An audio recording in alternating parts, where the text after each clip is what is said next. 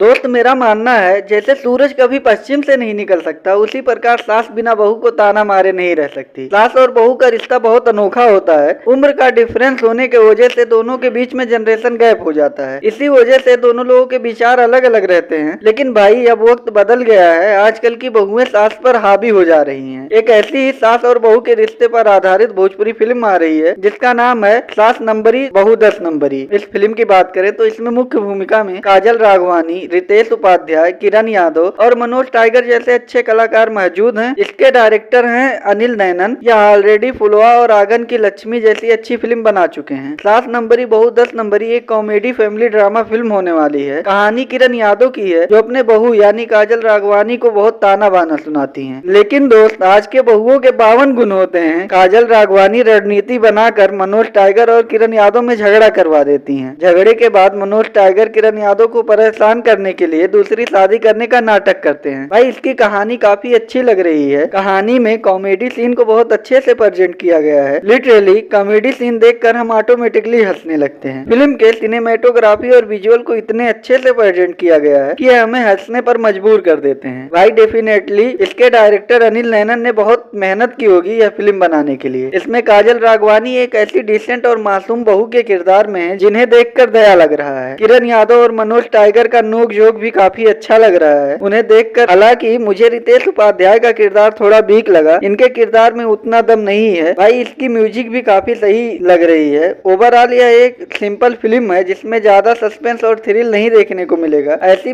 कहानी से मिलती जुलती हम कई फिल्में देख चुके हैं। भोजपुरी इंडस्ट्री को इस पर थोड़ी सुधार करने की जरूरत है। उन्हें नई और यूनिक कहानी ढूंढने की जरूरत है। बाकी आज के लिए बस इतना ही। मिलते हैं अगली वीडियो में। जाते जाते मेरे वीडियो को लाइक और चैनल को सब्सक्राइब करना मत भूलिए।